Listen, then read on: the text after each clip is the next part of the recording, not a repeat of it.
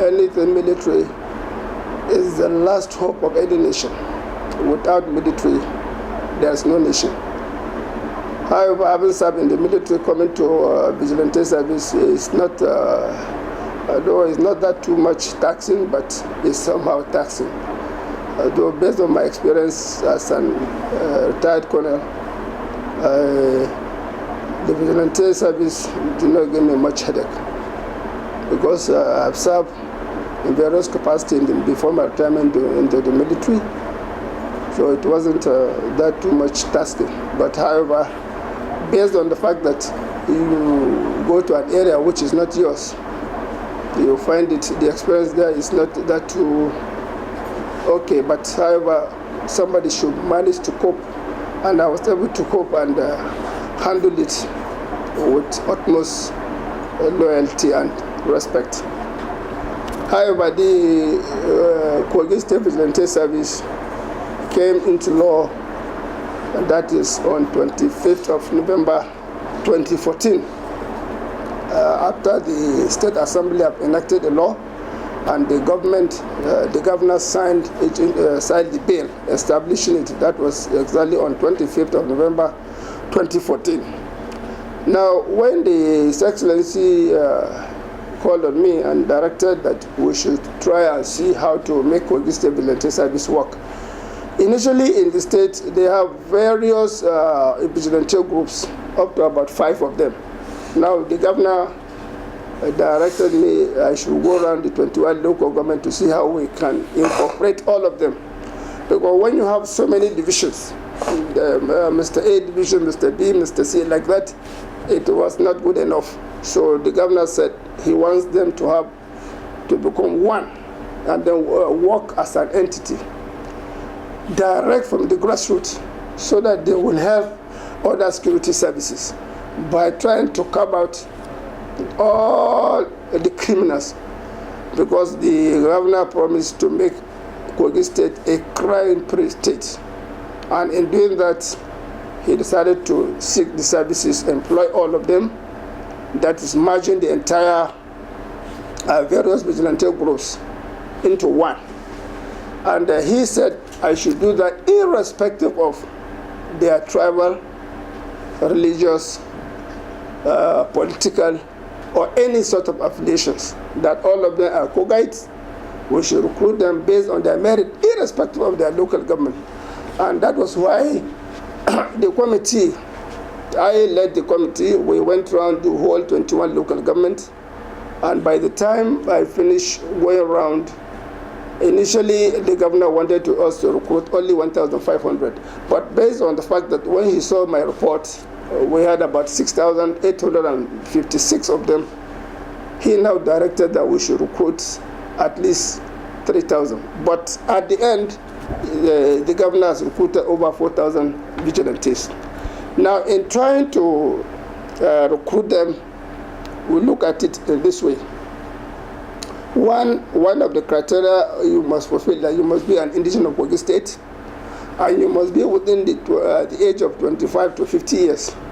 And you must be free from crime. And if you are a serving personnel, you must not be somebody who is either dismissed or you have any court case. Anybody trying to be a member of Kogi State Service, he must be absolutely free from anything crime. There's nothing associated either directly or indirectly against that person. And above that, the government directed the local government authority, that is the local government chairman, the traditional rulers, the DPO, all must endorse in that form, so that to actually ascertain you are directly from the grassroots. And that was exactly what happened. When we recruited, I submitted the report, he doubled the number. Assuming a local government was given maybe 300, he said, no, make it 600. And that was why the governor was able to recruit over 4,000 vigilantes. And the training, we had 8 weeks training. On each badge, we divided them into 7 badges. Initially, there were 6. But later on, he increased certain number to some other, about 5 local governments, namely Angpa, Dekina, Basa, Omala, and Olamaboro.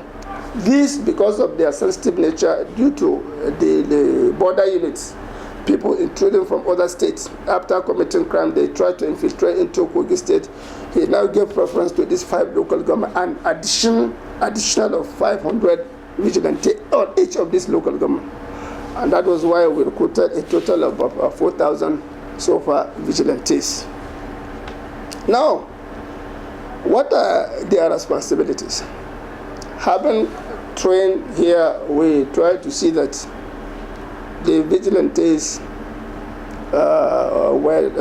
some of the subjects we train them, like, for example, drill, which is part of discipline in the military. So we try to inculcate some part of drill in them. We also teach them something like first aid. We also teach them something like information management. Now, at the end of their training, they are sent back down to the local government, down to their wards. You cannot be trained in, after training from, you are in local government A, we carry you to B, no. Once you are from that local government A, at the end of your training, you go back to that local government A. So what I'm saying in essence that at the end of their term, they went back to their respective 21 local governments. And one of them normally is appointed as commander. Then we now group those commanders and recruit them again so that we give them the art of leadership. In essence, their responsibilities include: 1, detection, prevention of crime. They also apprehend criminals.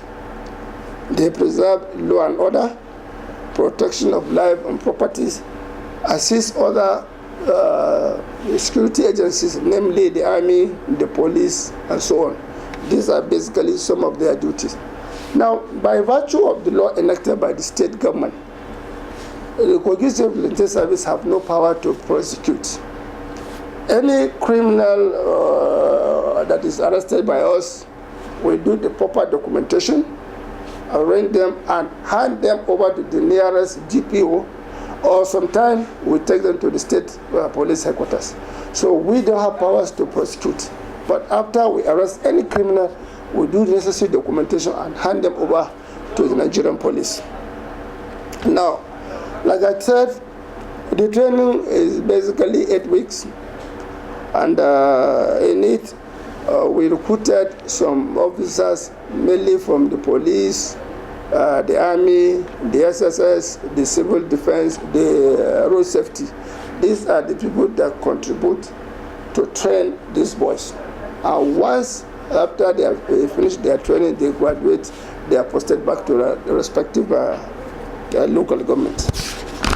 Now, the state government has done a lot.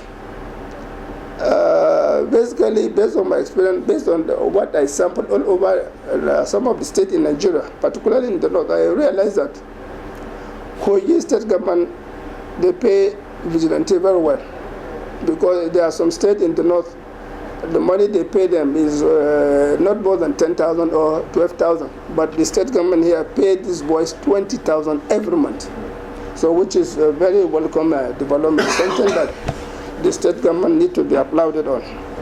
So, in anything pertaining vigilante, any request we make, any assistance we need, the state government, through the able leadership of Aliyu Bello, has been up and doing excellently. There is nothing we need we don't have.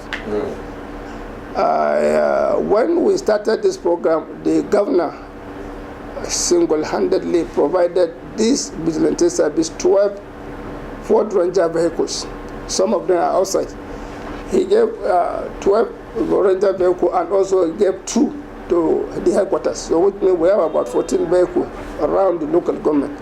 And he still promised that in due course he's going to provide some of the local government, equip the other local government with all the vehicles. And in addition to that, every ward in Kogi State was provided with a motorcycle.